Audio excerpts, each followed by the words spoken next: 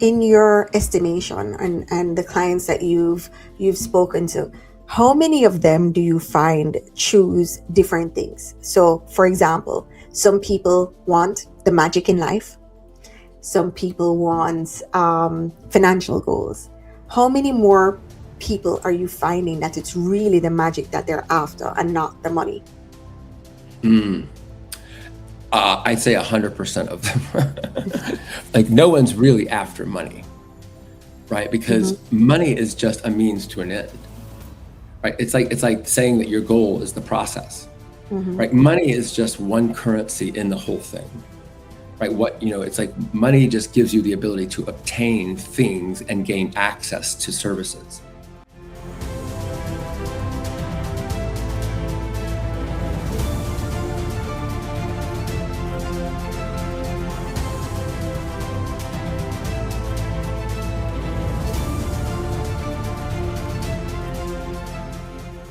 Hello, everyone, and thank you so much for joining us on another episode of Entrepreneurial Truth.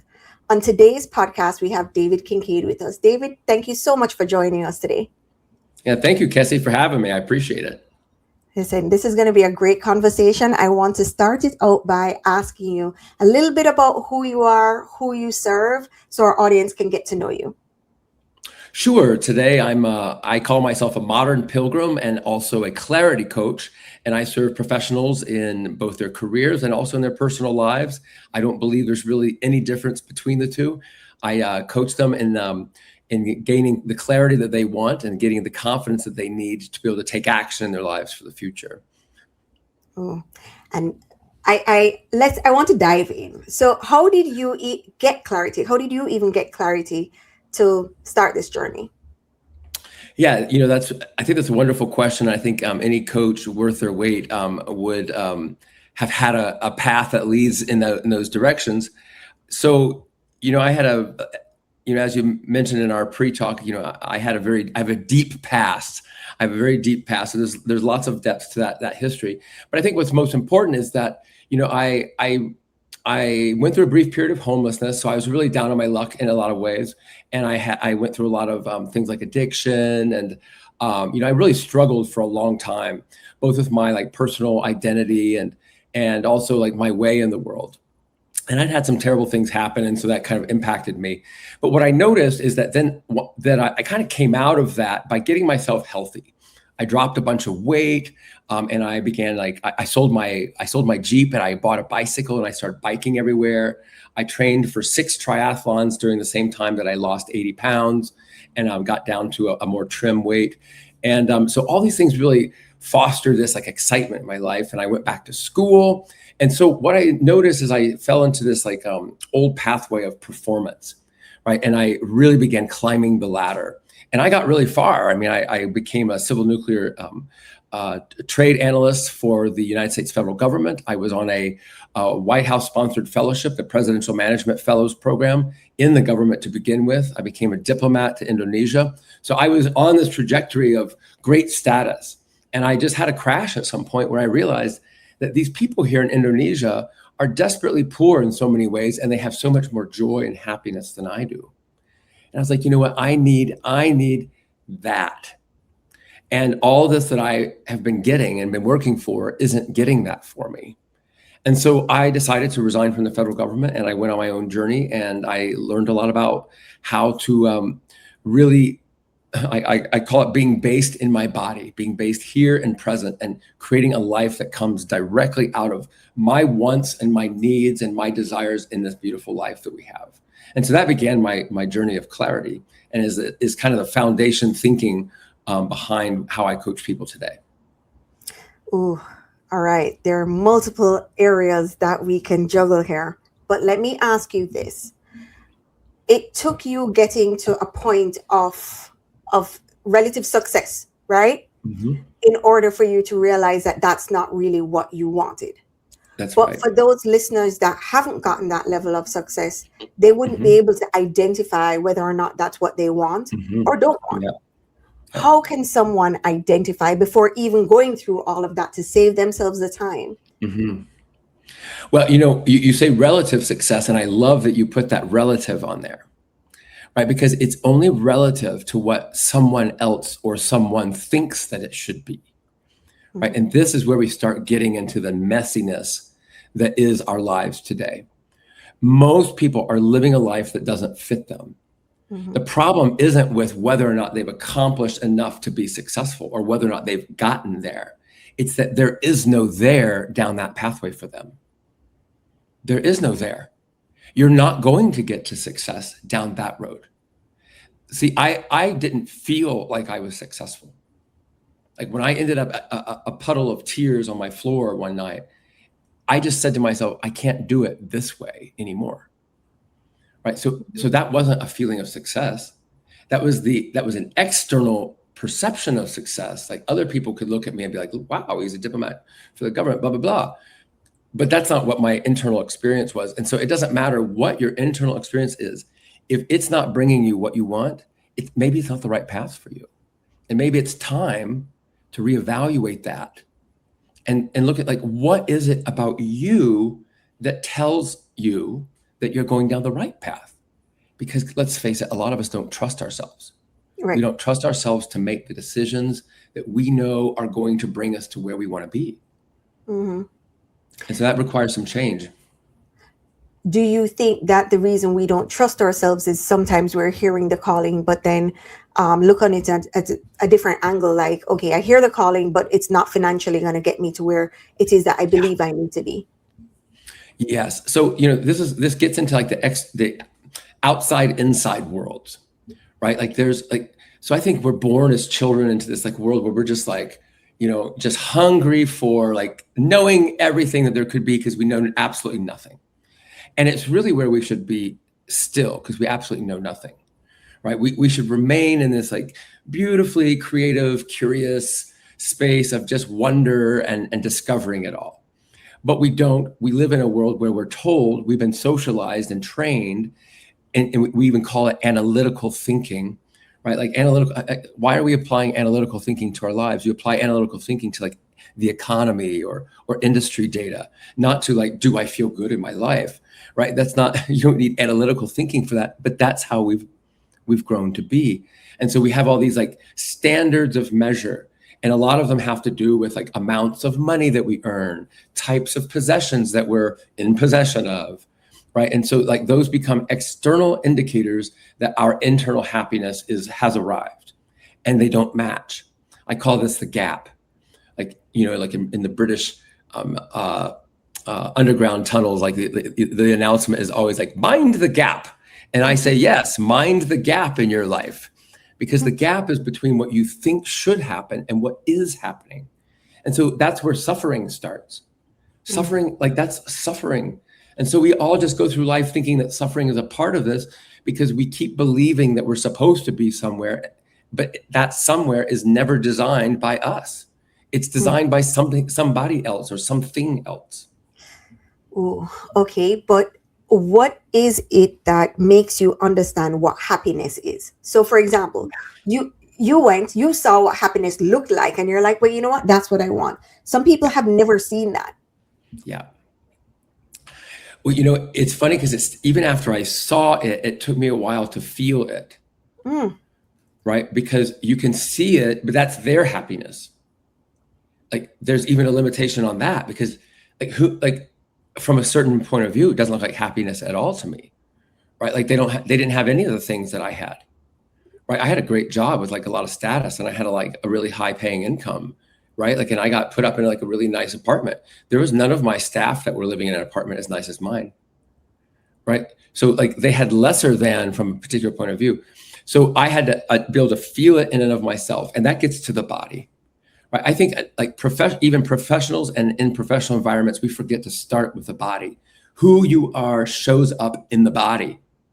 Like this vessel arrives at work. You show up on the screen to talk to your colleagues. Like we do Zoom calls, but it's in the body. Right. And so that's where all of our decisions come from. 35,000 decisions a day, psychology today tells us. That's a lot of decisions. And they're coming up in this environment called you. It's like the garden of you. And if you don't tend to your garden, then the decisions that arise out of that garden are as rotten as you tend to them to be. Mm-hmm. right? You have to care for that. That's where happiness begins to show up. You have to know what the signals are in the dashboard of your life that say, I'm happy. Because happiness doesn't mean that everything's going to go beautifully. This isn't like rainbows and unicorns. Mm-hmm. Right? This is real life. Like, things happen. People die. You lose a job. The government does whatever it does, and you're unhappy with that. Right? Things happen like that. That's real. Right? But your happiness is not derived from those sources. Your happiness is in you and how at peace you are with those things. Mm. So if you're let's say not in your body, or you're not feeling those things, and you're using outside indicators to say, hey, listen, I've hit this goal, that makes me happy, or not, I'm going to move on to the next one. How can you get back into your body to actually feel life, feel enjoyment, feel passion? So, I call this grabbing nearby. So, like we have these ridiculous expectations, like, I'm down here in sorrow and tragedy. Maybe I lost a loved one, or my spouse just divorced me, and I'm really, ticked off about that. Right. And so you're in this like terrible state. And so then you think, well, I need to be up here at this like joyful state. But that's very unlikely that you're just going to jump up there. It's too hard. Like, even your emotions can't do that. Right. Emotions are chemical mixes surging through your body. So what you want to do is you want to use the fact that that's what emotions are. Emotions follow thought. Right? So when you start with a thought, imagine a time when you felt better than you feel right now. Right? You don't have to be like, like I said, it's not like unicorns and rainbows. It's just like a little better than you feel right now. And then just like place yourself in that mode. And I guarantee you, if you can dwell upon that memory for 15 minutes, then you give your body time to chemically catch up with where your thinking is. And so now you begin to have the emotional response to your thinking. But you have to choose the thought first. Right? You have to decide where to place your focus. Right? And it has to be just someplace better than where you are right now. That's how you climb the ladder of emotions. In your estimation, and the clients that you've spoken to, how many of them do you find choose different things? So, for example, some people want the magic in life. Some people want financial goals. How many more people are you finding that it's really the magic that they're after and not the money? I'd say 100% of them. Like, no one's really after money, right? Because money is just a means to an end, right? It's like saying that your goal is the process, right? Money is just one currency in the whole thing, right? It's like money just gives you the ability to obtain things and gain access to services. Right. And so what people really want is those things or the services. But even below that, they want a feeling about their lives. Right. They want to feel good in their everyday life, and they want to feel that it has meaning and worth and value. And there's only one person on this planet that can determine that for you, and that's you. And so when I work with people to really get to that place where they can determine what they desire to be for themselves, then they begin to create a new standard that they can measure themselves against. And then it becomes a lot easier, actually. Oh, and how long did it take you in your process of finding yourself to find that joy? Well, I'd say my whole life, because that's about the truth of it. But in more recent iterations, I've undergone probably about 6 to 7 really intensive years. I walked the Camino de Santiago in Spain, over 33 days, 500 miles. And I used that really to reflect upon everything. I got really truthful and honest with myself. Right? That means like really asking myself, did I really do that? Is that really who I am? How many times have I lied to people? How many times have I betrayed myself? How many times have I done exactly the opposite of what I knew to be the right thing? And there's a lot of that. There was a lot of that. And, that was the beginning of recreating trust in myself, trusting that this set of signals that I'm receiving are actually earnest, that they're authentic to me, and they're not like governed by my fears of not living up to other people's standards or my fears of being caught in my own lies. Right? Like, we all have like little areas of our lives where we kind of tuck away and we hide out a little bit, and those just get messy the older we get, because there become so many of them. And it's so lovely and it's so human that we do that, right? But it doesn't really work for us in the long run, right? So it took me a while to really get honest with those things. Well, and if someone's listening today, and they're looking for tactical and practical advice that they can or tangible that they can use right now, what's some advice that you think would help them get from point A to point B? Yeah, so I think getting from point A to point B is about decision making. And so it's about like trusting the next decision that you make. And so you want that decision to be made in a beautiful environment that is a reflection of where you want to go. Mm-hmm. Right? Like if I'm in terrible space and I want to get to better space, then I need to feel or have a mindset like I'm in the better space before I make the decision. Mm-hmm. Right? Because if I'm in the terrible space, I'm going to make a terrible space kind of decision. And that's just going to lead to more terrible space. So the first thing to do is to get your mindset into a happier, more open, lower anxiety space.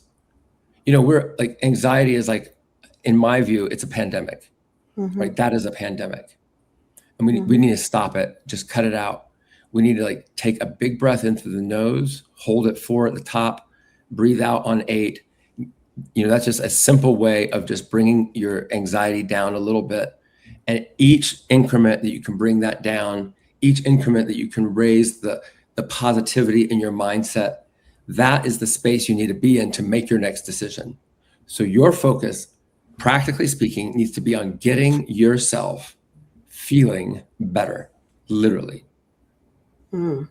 Okay. So if you were to go back in time and give yourself advice the moment that you found yourself homeless, what is the exact advice that you would give yourself now, knowing what you know now? And what tool would you give yourself? Yeah. So first of all, I would cease the war with reality. So the reality was I became homeless. That was a reality. And I didn't want to believe that was true. So I spent a long time like sort of just treading water, right? Because I was just suffering in this, like, this can't be, right? No, but it is, right? So once I actually got to that point, I was like, no, I am homeless. I am now homeless. Then I'm freed up from all that negative thinking to begin to think of like, well, what is the solution to being homeless right now? Right. So that awareness, like in the war of reality, this is where you are and it's okay. Right. And the next thing is I would just tell myself, get your mind feeling good. Remind yourself of everything that is ever wonderful in your life. And then start there making the next decision, and then make that decision quickly and take the action. Ooh, because I like that. Because because you know what? You know how you get to a better decision? You make one decision and make it poorly. Right? Because we learn. We're really good at it. Human beings are problem solvers. When you're not solving a problem, you're bored and you're just going down the tubes. You need to be solving problems. So the goal in life is not to get rid of the problems in your life. The goal is to choose the problems that are worthy of your attention, right? Choose the problems to work on that are worthy of who you are. Like you are worthy to move forward into a better life. So get working on solving the problems of moving forward in life. And what tool would you give yourself? Yeah, what would I give myself? I think I would give myself good nutrition. I know it sounds really weird, but no, it doesn't. But I've been through lots of drug addiction in my life. And drug addiction stems from not being able to be present to negative emotions, right? Just the avoidance of negative emotions. But there's a whole host of things, but the response is a bad one because you put poison in your body. And we do that every day and we don't even know it. Like sugar is of all the drugs I've ever taken, sugar is the worst one. 100%. And I've taken some really hard drugs, but sugar is the worst. It affects your mind, it affects your emotions, it affects your energy level. Like after a sugar binge, there's a sugar crash. And the sugar crash is like 5 to 6 times as long as the high, right? It's just like a drug, right? And so we're living constantly in this roller coaster, up and down on sugar binges. And you look through all your food, there's sugar in all of it. Mm-hmm. You're like today, I keep my sugar around 20 grams of carbs a day. That's really, really extremely low. I mean, a glass of wine is already 6 grams of carbohydrates in a day. Mm-hmm. And that's just like sugar. And so I would give myself good nutrition because that sets my mind up. That sets my body up to not only make good decisions, but be physically prepared to take action on those decisions. You can't just like imagine the solution. You have to actually do it. You have to go do it, make it happen. Yeah. Yeah. Listen, action is probably one of the hardest things, especially with all the things that we have to distract us. Taking action on whatever it is how are you helping your clients take action? Because that has to be one of the hardest things as a coach, because giving advice is one thing. Yeah. Them hearing it and actually doing it is a totally different thing. Totally. And I think that a good coach, this is exactly where we work, right? Because you can go read a book, you can like type it out on like OpenAI, ChatGPT or Gemini or whatever. You can get yourself a coach, right? It doesn't, there's 1,000 videos. I mean, from the past to the present, speakers of all different kinds. You can ingest that information, but your knowledge is nothing if you can't embody it. And so embodiment is the biggest thing that I focus on. And so with decisions, most people already know the decision. This is the dirty little secret. We already know the decision, but we come up with all kinds of excuses, why or why not. We sit in this very unpleasant zone of like, oh my gosh, that communication is going to be very difficult, right? Like I've had a client, who needed to communicate something very unpleasant with their spouse. And, they're like, I don't know what to do here. I'm like, well, what do you think that the right thing to do is? And they said exactly what it was. And then they followed that up with, I don't know what to do here. I'm like, it is to communicate what you just said. So what is in the way, right? So what's in the way? Fear is in the way. We have to manage our fear. And so what I do is I help clients get eminently clear what the sentence is that they need to communicate, what the action is that they're going to enact, right? And we look at like, what is it that's going to block that? How is it that you typically respond when you go to do this? Well, how can we eliminate that? Or how can we support you in that? Right? It's like, and a lot of it's about getting people around you on board, like opening up and like saying, hey, this is something I'm going to take action on. Like getting it on the calendar. People say, like, take working out, for example. People like to say, I'm going to get healthy this year or whatever. I'm going to go work out. They get a gym membership. Like, yeah. And they already get a little like dopamine boost because they did part A, but then they don't do the routine part because they wait to see if their life is just going to provide them a moment to do it. And it never does, right? Life isn't just going to, because you're making change when you make decisions. You're changing the world, right? And so you have to create space to have that happen. So getting clients like really clear and just recognizing there's no fear here. It's just an action. Right. It's just a communication. It's just words. And we're just going to accept whatever comes because that's the consequences, good or bad.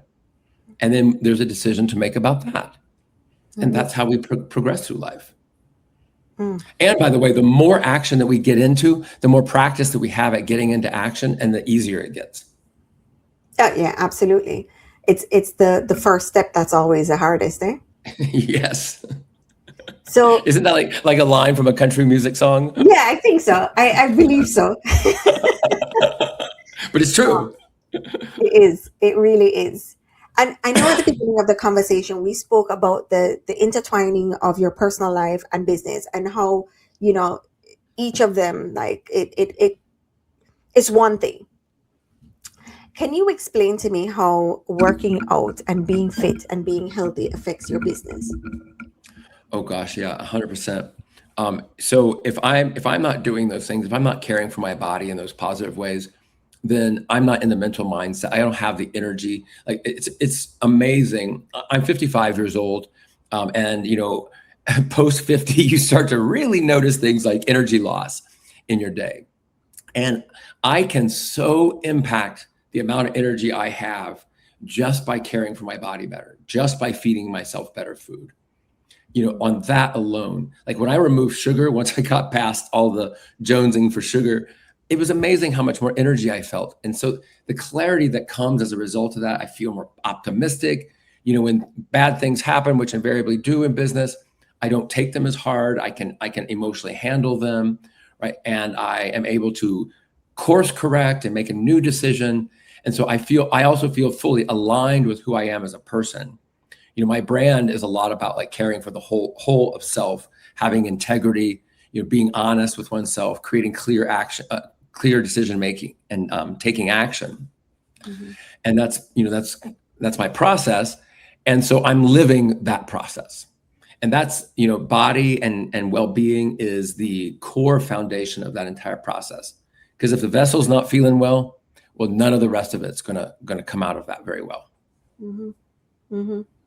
And what do you think about this whole society that we're in now, where people are actually thinking about like health maxing in order to become the best product of themselves? I know it's kind of the other end of the spectrum, right? It's the other end of the spectrum. Yeah, and so anything that's an addiction, right? And an addiction is anything that helps you avoid a negative feeling, right? Mm-hmm. So like, something depressing happens and you go shopping, or you eat, cheesecake, or you go have a glass of wine or whatever. These are like, as one-offs, none of them are bad, but it's when that becomes our tendency to grab onto those things that we're now in an addictive behavior. Mm-hmm. And so addictive behavior is confining behavior. It's actually jail, right? Because what it means is you're now not free to make the kinds of decisions you'd want out of just the organic love and exuberance you have for life. Like when you begin to handle negative emotions and recognize them also as the signals, right? Because they're also reacting to your thoughts.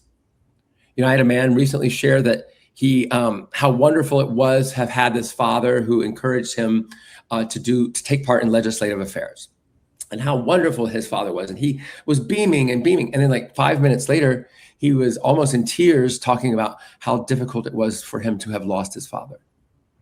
So he had two incredibly different emotional states just because of the way he was thinking, and the same subject. His father was dead in both scenarios, but in one, he's smiling, the man is smiling. And then the second one, he's almost in tears because it's what he's focused on. So this is a very powerful tool. Your emotions will follow what you're focused on. And so maybe your negative emotions are telling you that you're focused on the wrong things. Wow. What are some steps that we could probably use to stop focusing on the wrong things, other than eating and exercising? And perfect. Yeah. Well, and you mentioned like in today's world. And so like, it's easy to focus on the wrong things because we have these screens that keep telling us what to focus on. Mm-hmm. And they keep showing us negative things because guess what? We buy more when we're depressed. So it makes more money for us to be in a negative state. It is financially more lucrative for industries when you feel bad about yourself, right? Mm. So it is a profit-making cycle. I don't think it's like necessarily done with like some sort of like, evil, sinister thing, but I think it's just how humans tend to be. So you need to shift your thinking away from the complaint about, what Donald Trump is doing, or, this person over here is doing, or that country is doing, and shift it to, what do I want to be doing? Mm-hmm. Right? Because when you start thinking in terms of what I want to have happen, what I want to be doing, now you have your own independent goals. Right. Right. And if it's that you want to involve, change the way the government is operating, then that leaves you free to become a proactive person in the solution instead of a sideline whiner. Right? Most of us just are sideline whiners. I like how you phrase it. Yep. There are a million sideline whiners. Oh. Well, we all kind of get seduced into it at one point or another. I mean, like, how can we not look at what we're being shown? Mm-hmm, mm-hmm, mm-hmm. And I feel too that the algorithm, so I'll say it this way. When you're in that state, I find that you're always going to find more of it. Yeah. And whether you're looking online or looking outside, you're going to see more of that feeling, that negativity. Yeah. You know, this reminds me that, so years ago, I bought an orange Subaru. And before I walked into the car dealership that day, I didn't even know orange Subarus existed. I had never seen one. And they introduced me to the Subaru Crosstrek, and I was just thrilled with this car. And I was looking to buy a slightly used car, and they said, "Well, you know, we do have one. I'm not sure you're going to want it. It's an orange one." Well, orange is my favorite color, and so I was like, "Well, you just named the car I want." So I went and got this orange car, and I just thought I was going to drive off the lot and be this unique unicorn on the road with my orange Subaru Crosstrek. And I wasn't even home yet, and I had already seen 6 of them. Well, I guarantee you that 6 times as many people didn't buy orange Subaru Crosstreks on that day as any other day. It's because what I knew of in the world, where my focus was, allowed me to see that there are also orange Subaru Crosstreks out there on the road. Mm-hmm. They were always there, right? So this is the magic of focus. Right. And so when you focus on the terrible things that our government is doing, you're just going to get a fire hose full of all the terrible things our government is doing. And it's going to look like a lot. But if you focus on what the wonderful things that human beings are doing, then it's also going to look like a lot. Mm-hmm. Mm-hmm. And there is a lot of good going on right now. It's just so hard to see it. Yes. And, you know, there's needy people, by the way, next door. Like, you don't need to worry about all the needy people in the rest of the world. Start worrying about the needy people in your world, and then you start to have purpose. Mm-hmm. Right? You start to be able to do things in action that are actually meaningful today, right where you are. Right? Yeah. So that's just a shift in focus. Mm-hmm. Mm-hmm.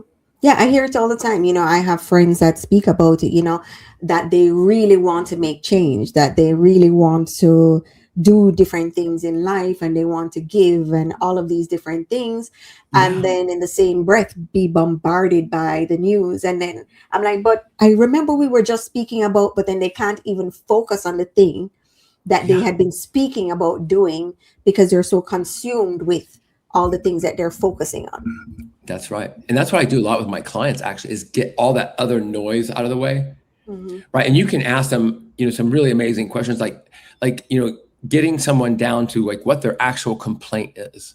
Like, because I've actually had people say, I have anxiety because, and this is back a couple of years, because the Ukraine and Russia are at war. Mm-hmm. Right. And so I'm like, okay, let's just take that statement. I am experiencing anxiety because Ukraine and Russia are at war. Is that true? Is your anxiety truly caused by the news report that the Ukraine and Russia, you know, are at war? And so I went through a series of questions with a person. Do you know any Ukrainians? Do you know the Ukrainian language? Do you know where Ukraine is located? Have you ever been to Ukraine? And then the same for Russia. And no is always the answer. I'm like, so in other words, you're telling me that your anxiety is caused by something that you don't know anything about. How is that possible? So back to the question, is it true? Is that what causes your anxiety? And no, they're like, no. I'm like, okay, great. So now the question is, what does cause your anxiety? And like, you start to get to this clarity, and then people are focused back on where they need to be focused. Wow. Yeah. That's interesting. I like the way that you phrased it because I guess your attention does go where your focus goes, right? So right. Yeah. Okay. All right. Well, for our listeners today, is there anything that you think that are like 2 or 3 main takeaways that if they were to just listen to the end of this, be like, okay, this is summarizing everything. This is what I should take away from this podcast today. Yes. I said, number one, be really honest about how you're treating yourself and begin treating yourself better. Right? Your physical well-being, your nutrition, your diet, your exercise, all the things that you know, start making those into a habit. Number two would be get really honest with what you believe to be true in the world around you. Right? Is that thing on the news really that important? And if not, what is? Right? You need to get really honest. Is your depression really caused because Donald Trump made a policy? Is that really possible even? No, it probably isn't. So get really, really honest with what is. And your decisions will begin to flow from those two places. Oh, I love it. And where can our listeners find you? Yeah, I'm on Instagram at Coach David Kinkade and also at my website at davidkinkade.us. David, thank you so much for this enlightening conversation today. Thank you, Kesi. I appreciate you being on our show. It's been an amazing conversation. Thank you. Thank you. Thank you for the opportunity. Awesome. To our listeners, thank you so much for joining us today. And if you want to follow David, his information will be in the show notes on YouTube. And if you're listening, please head over to YouTube. And David, again, thank you for everything today. Take care. All right.